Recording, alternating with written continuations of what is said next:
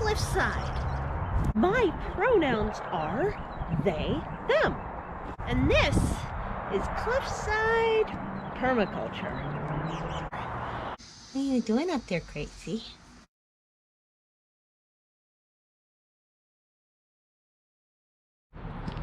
Longer one alert. Do you like these?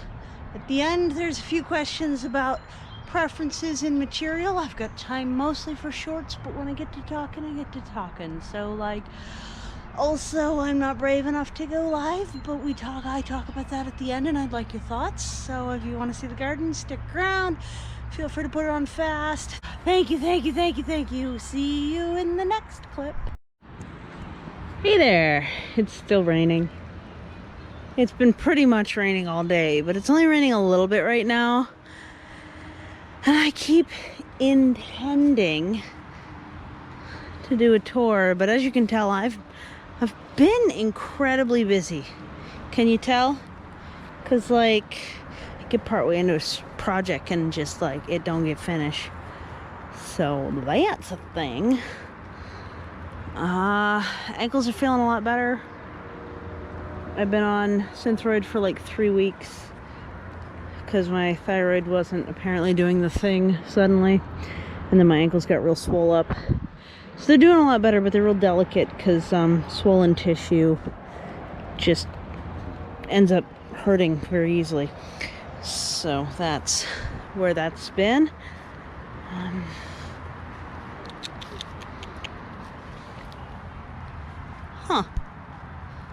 Those are bugs.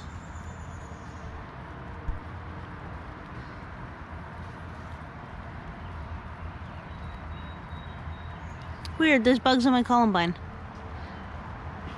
That's really weird. They're like little creepy patterned ladybugs. They're not ladybugs, they're creepy patterned ladybugs. The elderberries are starting to look like they're gonna fruit pretty well here. My new variety of elderberry in the back is not. I've got way more Joe Pie than I know what to do with since they started fruiting. Pondering whether I might accidentally, instead of having a dogwood, actually have a invasive bush honeysuckle here and there. I gotta figure out how to identify those. We've been eating the milkweed. These are native milkweed beetles. They don't do any harm, I promise. They only eat tiny little bits out like this, and they're a native bug, just like the monarch, that depends on milkweed, just like the monarch. So we just haven't quite as much figured out what they have to do with the environment, but I'm sure if they were totally wiped out, there'd be some sort of quote-unquote butterfly effect, even though they're not butterflies like the monarchs are. So again, pondering whether this might actually accidentally be a bush honeysuckle instead of what I thought it was.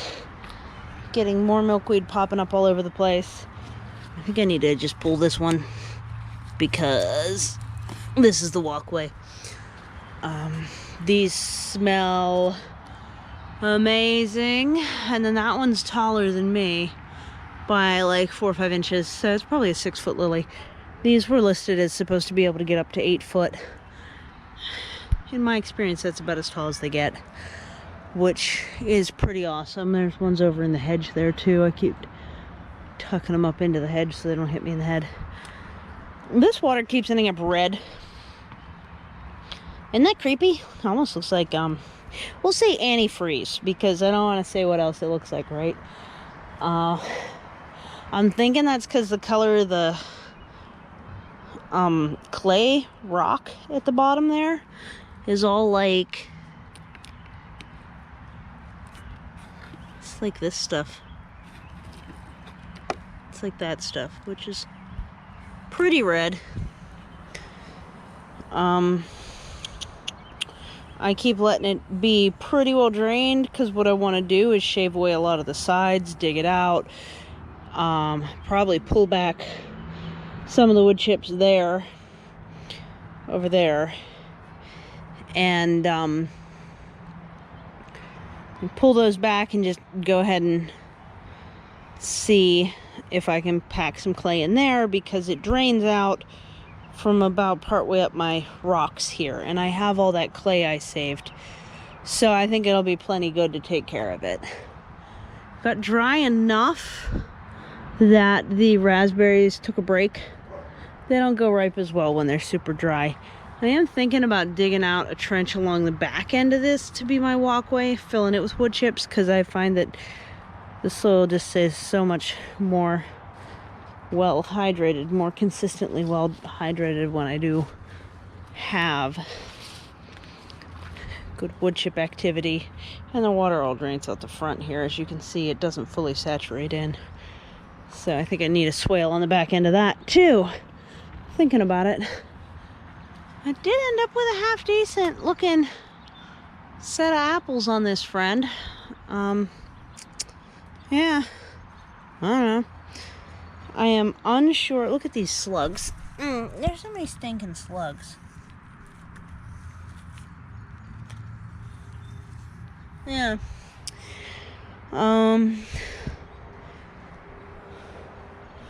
I did not end up getting any sand cherries. And I don't know if that was because I wrapped it at the wrong time, or if it was because of no cross-pollinization. Really not sure. That was listed as Prunus besseyi when I bought it. Have not been able to find more on the market since. More milkweed beetles. More milkweed. In through here, there's still a whole bunch of sea kale, but as you can see, there's just the one that's like big enough to poke up above all of this violet leaf. I did have one squash take. All of the beans I planted this week, I did plant a bunch of seeds. I gotta show you these. Here is lupini, which have, if you soak them, edible seeds. Here are a bunch of the Chinese noodle beans. Again, this is the exact same. I mean, like, this is actually still some of them from last year, but that germination rate from my saved seed, that did really well. I transplanted a couple of these seeds out here, hoping those would be perennial kales. And I have Nanticoke squash growing here. I think I want to transplant this. I planted like 8, but only 3 of them came up. It seems that I watered well enough that most things germinated at least one, so that's really good. But also, you know, it's kind of limited still. Hey, look, patient farmer. Looks like I got some things coming up. The chard come up. Rainbow carrot. That is listed as Michigan overwintering. I do not see any arnica yet, nor do I see any wormwood yet, but I see a couple of hardy ground cherries. A sorghum, planted like 6, and then, wow, is that growing fast. And then beets. Hey, wild edibles. This and this and this came from you. They have purple cherry maters. Those are developing fast. They have beets. I think it said something like Troisic. And I have yellow baby maters. And they're coming up, so that's great. Notice the soil's darker here than it is the rest of the way. Well, it actually started holding moisture better when I did that too. That is the dregs out of my fire pit mixed into the soil, and I need to keep doing that because it dries out so fast when it's just the soil by itself. have Cherokee tomato. I don't know which one's Cherokee and which one and what the other one was.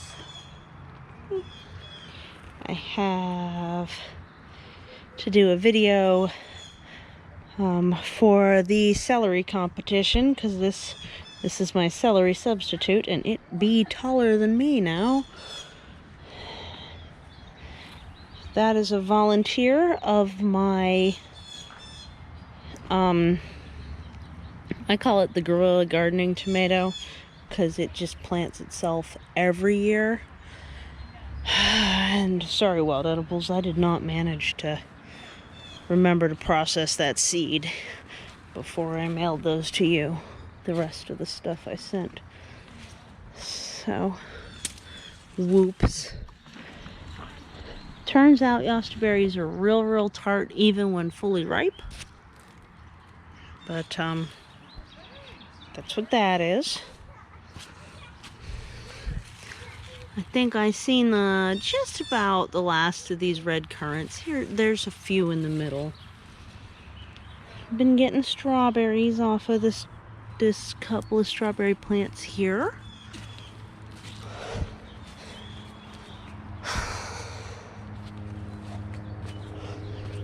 Been drinking my cherry juice that I got and eating my cherry popsicles that I made off of the pie cherry tree. And I'm still getting asparagus because I let it go green. It's still kind of popping them up from time to time. It's got enough energy. Another thing I planted here is more bean seeds, but these are perennial thicket bean. Really hoping these will come up, but I have more seeds if they don't. I'm gonna be patient with those. Those are native to Pennsylvania and they are a perennial green bean. Not particularly prolific, but very prolific in the greenery. And I relocated my ground nut to here instead. There were two of them, and these are from Wild Edibles. They had sprouted greens, but were just getting eaten up. So, oh look, there's a slug on top of that asparagus. That's so annoying. Yep. So, I've been eating a decent amount out of the garden. Between the milkweed, right now the best part to eat is to pick the closed buds and cook them like... They do have to be cooked. Milkweed is edible, but only when cooked. You going somewhere, friend? Go on. It's edible, but only when cooked. So, because it's pretty toxic when it's uncooked. So I've been picking these. And the next thing, actually it looks like it produced its milk all over the place when I did pick it, but that's okay. And next thing off of those will be the seed pods before they're hard, while they're still soft. These have a very meat-like texture when you cook them. I like to cook them in like a rice dish because it tenderizes them real nice.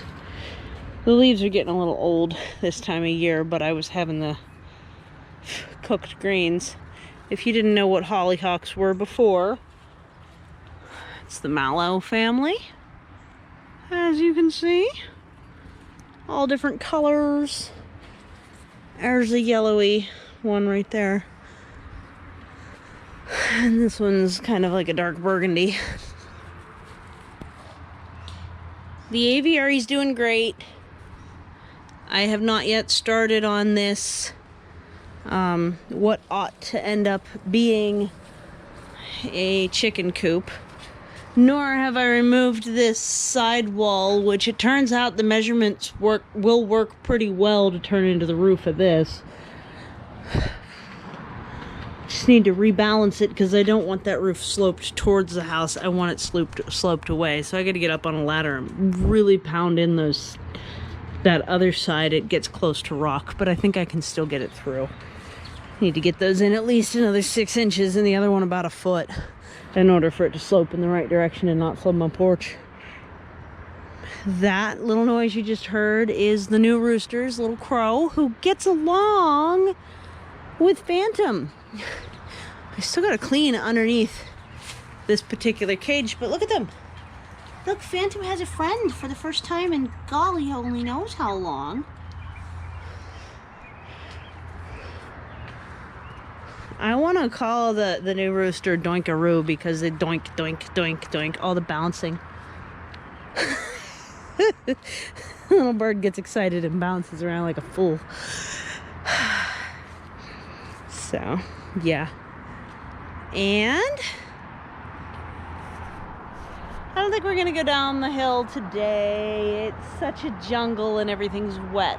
Up to here, that's a bit much. For up until today, it's been in the 90s, which is above 30 Celsius. And now it's in the 70s, which is I think like 22 or something.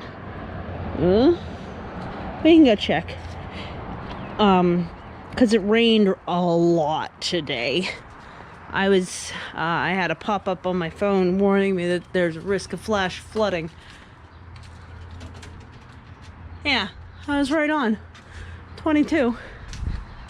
So that's what's going on here.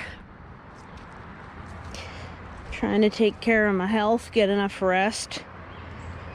When I take longer videos, I have to fuss more. Do you mind having shorts a lot? Because they're better for me. We're getting close to 400 subscribers. So if you enjoyed this video and you're still here, maybe you can help push that number for me a little bit. And, I don't know, it seems like to really grow your channel at this particular time in history of YouTube, it is mandatory, it appears, to do lives, and I don't feel technologically capable enough about it, so really nervous to even try, because technology, you know. Plus time management is also not exactly my strongest suit, but it does seem like something that is mandatory for a channel to really take off, and I'd like this channel to do so. So, what would you want me to talk about on a live? I can just answer everyone's questions. I'm good at that, but since no one might show up for the first, few minutes, I probably should have something to talk about, right? I don't know how that works. And then, if you haven't subscribed yet, please do. If you think you are subscribed, I've gotten unsubscribed from a lot of my, most followed channels recently, and it's absolutely maddening. Like, people that I check in on every time a video pops up that I consider friends, and that,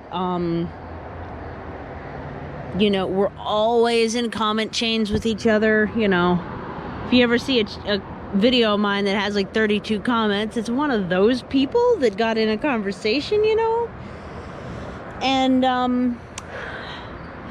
and YouTube just unsubscribes me from their channel, and I have to go check in on it and be like, what the heck's going on here? So if you haven't seen me in a while, it might be that I'm struggling to figure out that YouTube cut me off from you. So please let me know. And if you aren't sure if you're still subscribed, please do scroll down, because if you don't watch, YouTube doesn't leave you on the list. And sometimes even if you do watch, YouTube still cuts it. So keep that in mind, I guess. Hope you're having a really good day. Hope whatever the weather is for you is working out okay for you. It's a longer video yet again. These shorts seem to really be working out better for me, but there's so much to catch you up on whenever I do a longer one, because I'm only getting to them once every 2 weeks. It's the busy season. I'm drowning. So I hope you're having a really good day. Please do take care. It's so good to see you down in the comments, keeping up with me, keeping up with you. Much love to everybody. Thanks so much. Take care. Bye.